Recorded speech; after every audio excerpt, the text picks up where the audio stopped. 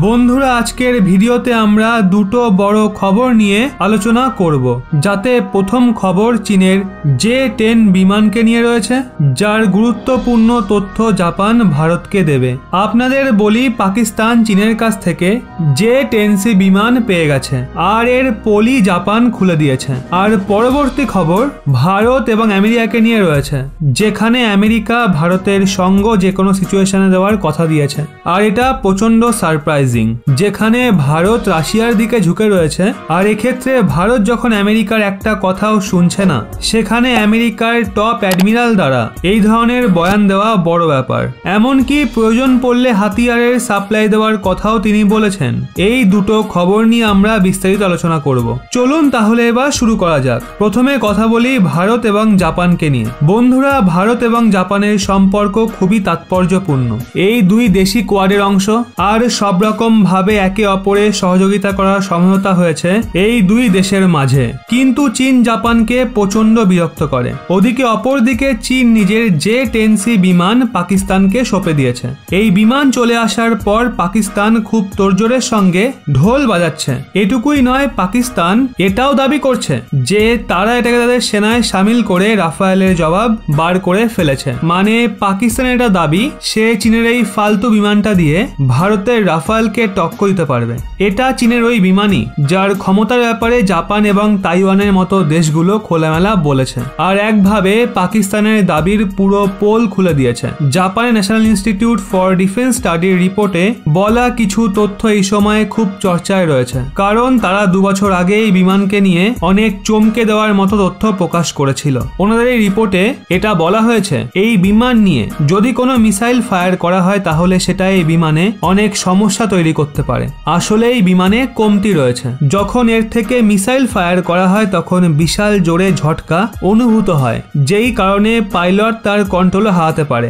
আর উঁচু এলাকায় এই বিমান দিয়ে মিসাইল ফায়ার করায় অনেক সমস্যা আসতে পারে। বন্ধুরা, জাপানের এই দাবি সত্যিও হতে পারে, কারণ চীন কখনো তার J-10 বিমান দিয়ে ক্লোজ ফায়ারের ভিডিও শেয়ার করেনি, হয়তো এর কমতিগুলোকেই লোকানোর জন্য। ওদিকে আপনারা ভারতের তেজস বিমানের মিসাইল ফায়ার করাকালীন ভিডিও দেখতে পারেন। এটুকুই নয়, চীনের এটাও দাবি রয়েছে তাদের এই বিমান 60,000 ফিট উচ্চতায় উঠতে পারে। কিন্তু তাদের এই দাবিও মিথ্যা বলেই মনে হয়, কারণ তাইওয়ানের সেনারা চীনের ওপর নজর রাখে। আর ওনারা বলেছেন, আমরা কখনোই 60,000 ফিট উচ্চতায় থেকে দেখিনি। এই দাবিও সত্যি হতে পারে, কারণ চীনের যে 5th জেনারেশনের বিমান J-20 রয়েছে তাতেও এক্সপার্টরাই কমতির কথা বলেন।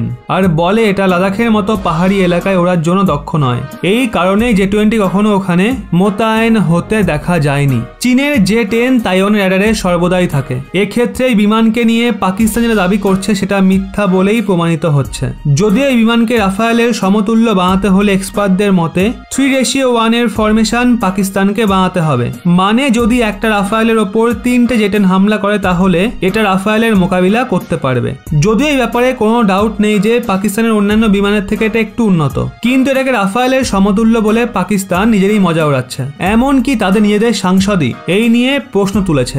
এমনিতেই পাকিস্তানের কাছে চীন ছাড়া অন্য কোনো অপশন নেই। অন্যান্য দেশগুলো পাকিস্তানকে এয়ারক্রাফট দেবে না। এবার বন্ধুরা এগোই পরবর্তী খবরের দিকে, যা আমেরিকা এবং ভারতকে নিয়ে রয়েছে।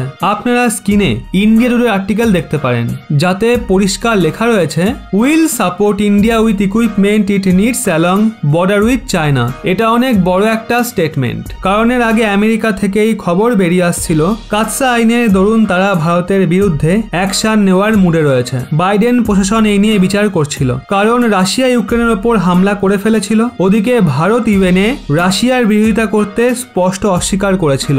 এমনকি যখন বাইডেন কোয়াডের মিটিং ডেকেছিল তখনও মোদি রাশিয়ার বিরোধিতা করতে অস্বীকার করেছিল। তখন থেকেই ভারতকে নিয়ে আমেরিকার তরফ থেকে তিক্ত প্রতিক্রিয়া দেওয়া হচ্ছিল, সেই সঙ্গে প্রতিবন্ধকতার হুমকিও দেওয়া হচ্ছিল। কিন্তু আমেরিকার রূপ এখন নরম হচ্ছে, কারণ আমেরিকা জানে তার জন্য রাশিয়া এখন অত বড় বিপদ নয় যত বড় চীন রয়েছে। আর এখানে তার ভারতের সঙ্গর প্রয়োজন হবে। এই কারণেই এখন পজিটিভ বয়ান আমেরিকার তরফ থেকে দেওয়া হচ্ছে। কিন্তু পুনরায় এই ক্ষেত্রে ভারতের বিদেশ নীতির প্রশংসা করার প্রয়োজন আছে, কারণ এই সিচুয়েশনে রাশিয়া এবং আমেরিকা দুজনের সঙ্গেই নিজের সম্পর্ক বজায় রাখা অনেক বড় একটা ব্যাপার।